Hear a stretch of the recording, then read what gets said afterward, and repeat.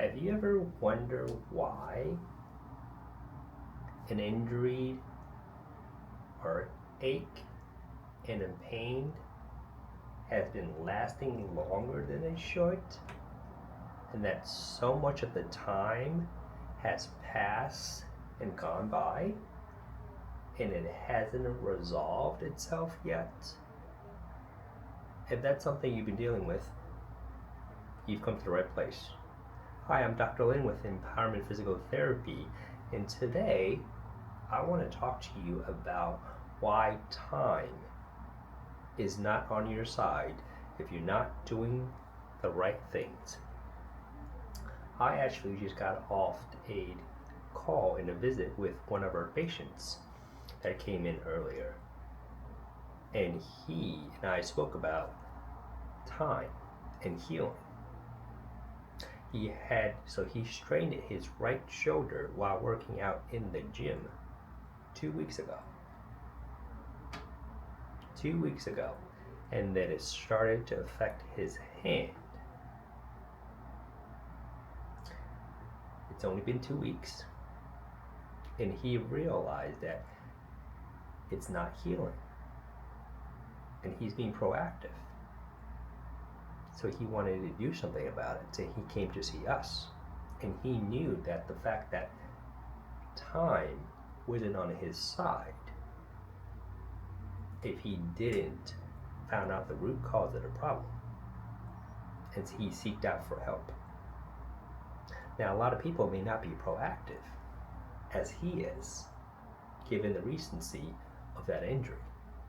Some people may take a pill and sleep on it and hope that tomorrow will be better, and that a lot of patients end up sort of being that cycle, sort of vicious cycle of, let me put this off, it should get better with time, but it hasn't, and only to find out 6 months down the line or a year down the line that this thing has not gone away,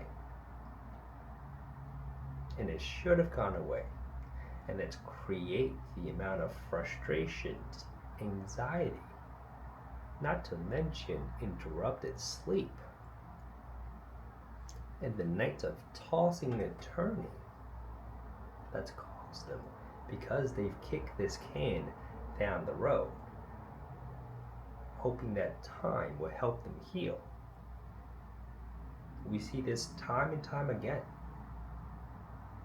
of folks kind of sitting on the injury and hoping that this thing go away on its own, and frustrated when it hasn't, and thinking that time is going to help them heal. Yes, to an extent. Things you do probably make it better. It'll probably ease the pain, whether it's medication, stretching, a little bit of massage, a little bit of cream, patches. Those are the things that will kind of ease the pain for you. However, it won't tackle and look at the root cause of your problem. The thing and the funny thing about time is there's a way to have time work for you, and there's a way for time to work against you. In order for the time to work for you, you've got to be doing the right thing so that you can use time to kind of help you recover in the long run.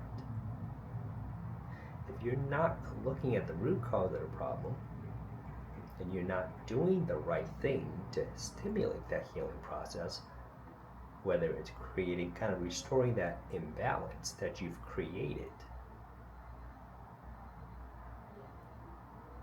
then time is working with you. That over time, when you're doing the right thing, it's going to help by doing the right things. Imagine now working in alignment we fix that imbalance and you work out being aligned and you do it consistently week in, week out, time is going to help you. Time is now working for you because of the consistency and the work that you've put in. Now you've got time working for you.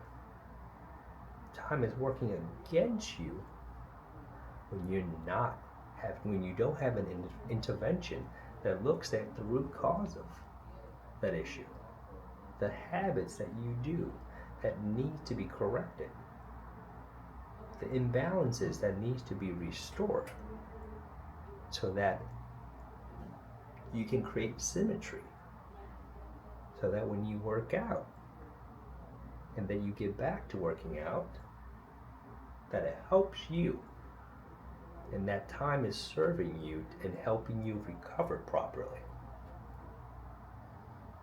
So that's a subtle difference between those who are suffering for a lot longer than they should.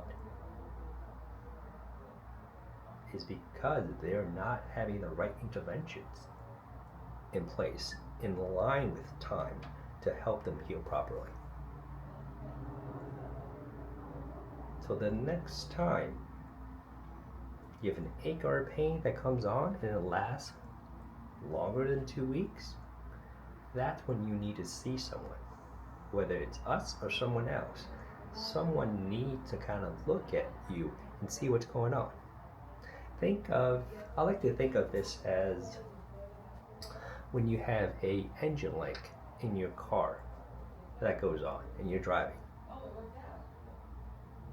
And we all know that we need to go see the mechanic. There's 2 things you can do.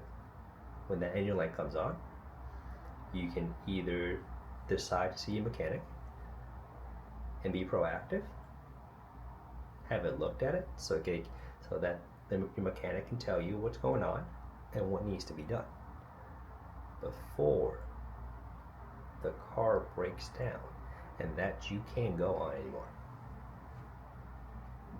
Or there's a second option. You can drive and continue to drive and ignore that engine light that's coming on until it can no longer go. And that's when you have to go to the mechanic. At that point, you don't have an option. This is no different than your body. Anytime you've got an ache and pain in your body, that's your body. That's kind of like the equivalent of an engine light coming on in a car. And the good thing is, you get to decide what you want to do with that. And I'll leave you with that.